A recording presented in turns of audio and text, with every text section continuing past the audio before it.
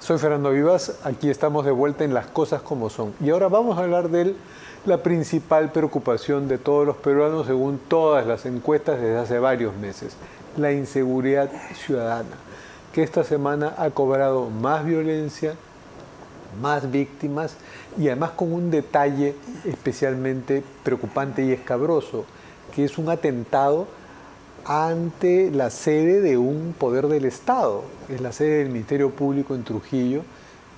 Fue víctima de un atentado dinamitero, ¿no? Que causó heridos y varios destrozos, pero que nos deja pues con la obligación de seguir repensando cómo abordar el tema de la inseguridad de una forma distinta y más intensa de la que lo hemos estado abordando. Para hablar de esto tenemos a un exministro del Interior, un general en retiro de la policía. Gracias por acompañarnos, general. Muy buenas noches, Fernando. Muy buenas noches, encantado de estar en el programa. Hemos hablado con usted y con muchos otros expertos y actores interdisciplinariamente del tema de la inseguridad. ¿Qué novedad ve usted ahora en el atentado que hubo el lunes ante la sede del Ministerio Público en Trujillo? ¿Y qué novedad ve en la respuesta oficial a ese atentado? Bueno, yo veo dos cosas. En primer lugar, la delincuencia muy empoderada, ¿no?, en general, y la delincuencia organizada, extendida en el país en diversos frentes, desde el narcotráfico, que era tradicional ya, minería ilegal, trata de personas, cobro de cupos, extorsiones y casos de sicariato. Y por otro lado veo, de parte del gobierno, no hay estrategias, no hay respuestas adecuadas y vemos un gobierno que ha admitido que no puede contra la delincuencia, a pesar de que ha declarado un estado de emergencia, muchos distritos de la capital de la República y de provincia. El saldo, el resultado de estos estados de emergencia es más de lo mismo y todavía una delincuencia mucho más atrevida, que le detonan un coche bomba pues a la sede del Ministerio Público en Trujillo en pleno estado de emergencia. Es decir, la delincuencia está retando directamente al Estado en su conjunto, especialmente a la policía, y que prácticamente le está diciendo eres incapaz de poder frenar el accionar de la delincuencia. Esa es la fotografía, ¿no?, que puede resumir de manera breve, apretada, cuál es la situación de inseguridad ciudadana. A eso podemos traer a colación las estadísticas del año pasado. El año pasado hemos cerrado como el peor año en inseguridad ciudadana en los últimos 10 años por lo menos, porque la capital de la República nunca había registrado casos de extorsión, cobro de cupo a grandes empresas de transporte. Hoy en día no solamente son empresas, son hoteles, hostales y negocios, aparte de transporte. Una extorsión generalizada y una ferocidad recurriendo a sicarios, ¿no? Esa es la novedad. Tal vez puede haber bajado la incidencia de algunos delitos, como hurtos, pero... Lo que pasa es que la delincuencia ha subido de nivel. Las bandas organizadas, que era lo clásico que había en el Perú, las bandas organizadas se caracterizaban por hacer asaltos y robos a mano armada, por ejemplo, a viviendas, a locales comerciales, a grifos, hasta bancos. Eso eran las bandas organizadas. Pero el crimen organizado es un estadio superior. O sea, las bandas, cuando desarrollan, cuando logran estructurarse un poco más, tienen más efectivos, ya tienden a otras actividades ilícitas que les reportan más beneficios, como el tema de las extorsiones y los cobros de cupo. Entonces, para eso, las organizaciones criminales que son superiores al nivel de banda organizada son conformadas por delincuentes profesionales. ¿Quiénes son delincuentes profesionales? Aquellos delincuentes que han decidido vivir del delito y asumiendo todas las consecuencias. Si hay que matar a alguien, lo matamos. Si hay que robar, asaltar, es decir, ellos ya no piensan en trabajar, no piensan en estudiar, no piensan en una actividad lícita, están pensando que su vida la van a dedicar a vivir de la mejor manera posible, ¿no?, a costa de cometer delitos. Esos son los delincuentes profesionales. Y esos son los que crimen conforman, profesionalizado de alguna forma. Claro, y ellos son los que conforman estas organizaciones criminales. Esto es lo que tenemos actualmente. Es decir, hemos superado ese nivel. Ya no se dedican pues a... Claro, usted dice que no ve respuesta del Ejecutivo. Sin embargo, Hoy, en la conferencia habitual de prensa tras el Consejo de los Ministros, el ministro Santibáñez dijo que la inteligencia operativa iba a recibir un 30% más de presupuesto. Ahí podría haber una novedad, como que ya no sigue numerando los operativos tantísimos Fernando, que hay, que nadie duda que los hay, pero dijo inteligencia operativa más presupuesto.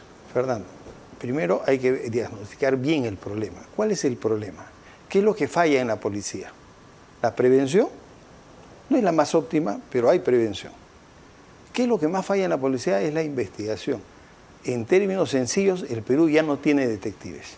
Quedan unos cuantos detectives que resuelven uno que otro caso, pero que no satisfacen la demanda de la ciudadanía y de la situación de inseguridad ciudadana que vive en el país. ¿Qué quiero decirte con esto? No tenemos en el Perú detectives como los teníamos antes, que tuvieron la capacidad de desbaratar a Sendero Luminoso, al MRTA. ¿Por qué no tenemos detectives? Porque el año 2004 se modificó el Código Procesal Penal y se le dio la dirección de la investigación preliminar y la etapa intermedia, etcétera, al fiscal. ¿Qué es lo que ha pasado con esto? Desde 2006 que se inició la implementación en Huaura hasta la fecha? Los policías se han acostumbrado a recibir las denuncias, a transferirlas al fiscal y que el fiscal le diga lo que tenga que hacer. Ya no han asumido la responsabilidad de hacer por sí las investigaciones. ¿Qué ha pasado con eso? Han perdido la experticia en investigación, han perdido esa capacidad operativa y los conocimientos para poder resolver casos criminales. Esto indudablemente nos deja a nosotros o cojos o mancos para poder enfrentar a la criminalidad, solamente con prevención y poca investigación.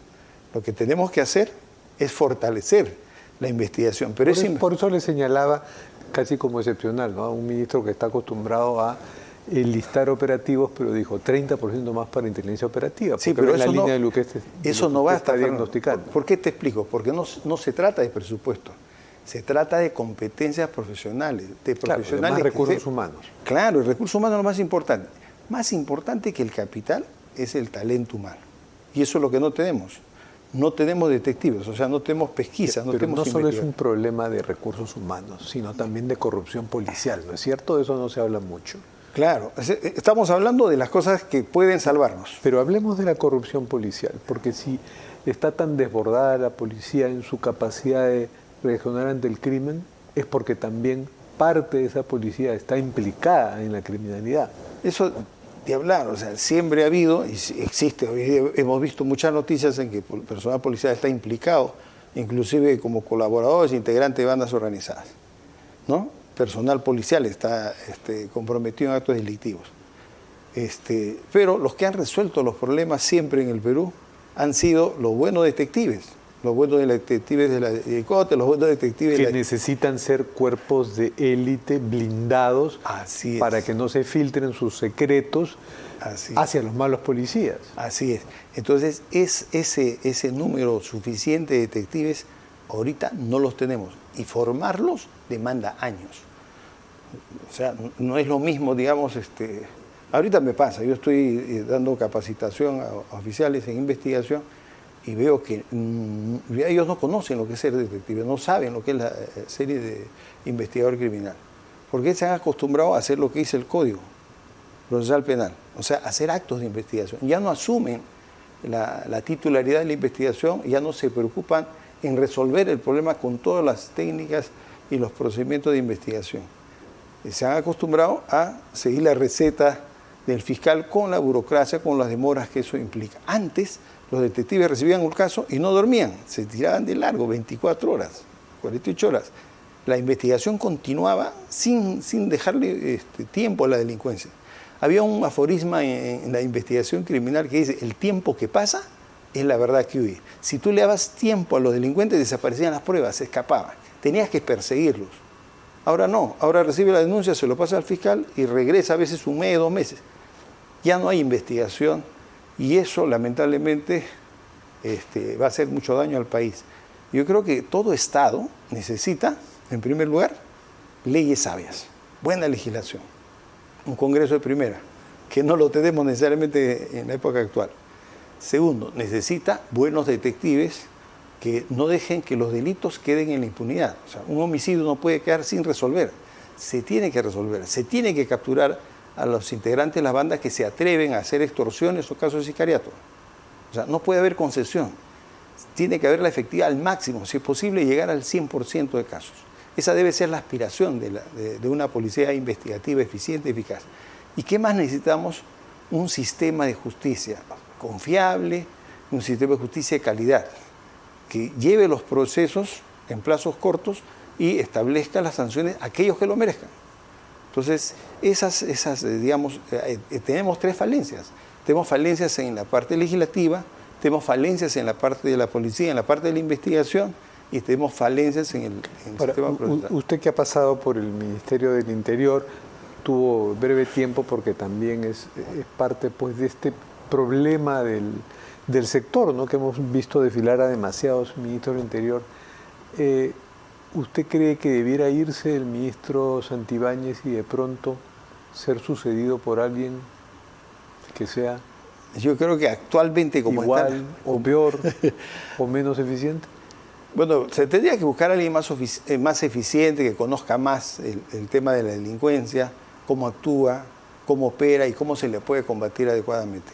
Él indudablemente no ha sido policía, no ha sido detective, ha sido abogado, conoce la parte legal. Ha sido defensor de policías. Ha sido defensor. Y no de los mejores policías. Así es. Ha sido defensor. De los policías que tenían problemas. Digamos, el derecho es tan amplio, ¿no? Y él ha sido más especialista en derecho administrativo, disciplinario, policial, ¿no? Entonces, es un campo, digamos, importante, pero es un campo muy específico del derecho. Y eso, digamos, no lo califica para poder resolver los problemas de inseguridad del país, ¿no? Y también, por otro lado, necesitamos que el ministro esté respaldado, digamos, de un buen equipo de generales de la policía, porque si el ministro no sabe, los generales tienen que... Pero al parecer el ministro sí es eficiente respecto de las necesidades de defensa personal, judicial de la presidenta. Por eso, tío, él está actuando como abogado, que es su especialidad, ¿no? Fundamentalmente, ¿no? Y ha sido abogado defensor y su línea va por ese lado. A nosotros como país yo creo que lo que necesitamos todos los peruanos es que la institución policial haga su mejor esfuerzo, busque los mejores talentos con la finalidad de optimizar, de mejorar la calidad de los servicios preventivos y de investigación de la policía.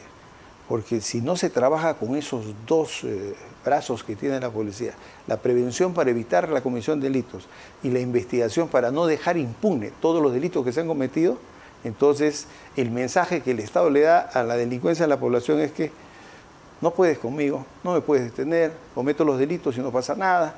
Entonces la delincuencia se empodera. Si antes se atrevía, por decir, a hacer una extorsión y ve que no le pasa nada, va a ser 10, y ve que no le pasa nada, va a ser 1000. O sea, la delincuencia es muy oportunista y aprovecha cualquier ventaja. Como te digo, los delincuentes psicológicamente están preparados para ganar o perder, ¿no?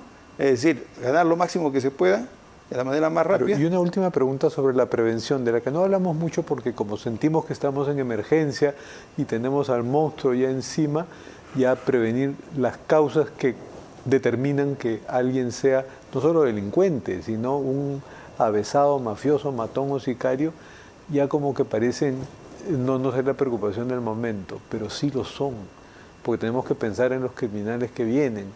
Entonces, por su experiencia, cuáles son los factores, las claves, los lugares comunes que nos hacen ver ahí hay un futuro delincuente y sobre ese factor debiéramos actuar? Mira, de manera sencilla te lo explico. Por ejemplo, el Callao, en términos per cápita por habitante, es la región del país que produce más delincuentes que en todo el país. Pero no es todo el Callao, porque La Punta, por ejemplo, es uno de los distritos más seguros del Perú. Pero hay barrios del Callao, ¿no? Barrios del Callao a lo que se le llama zonas rojas, por ejemplo, la zona sur, ¿no? La zona de Castilla, la zona de Puerto Nuevo y Chacarita, alguna zona de Ventanilla, no todo Ventanilla, donde se ha generado una cultura delictiva. ¿Qué quiero decir con eso? Que viven familias delincuentes, el papá es delincuente, la mamá delincuente, los hijos delincuentes, y el hijo se ha acostumbrado a visitar al penal al papá ¿no? Ve a los vecinos del barrio que son delincuentes y prácticamente a esa cultura. Repito, es un pequeño sector, pero con una alta cultura delictiva. Lo mismo pasa en Barrios Altos. Hay zonas de Barrios Altos en la que los delincuentes conviven con los vecinos y los vecinos los protegen a los delincuentes y los padres ven a sus hijos delincuentes Entonces hay que saber lidiar con esa cultura delictiva. Exactamente. Entonces existen... Y con eso terminamos, por favor. Sí. Bueno, muchísimas gracias, general de la Policía en retiro, Kluber Aliaga y exministro del Interior. Y nos vemos dentro de una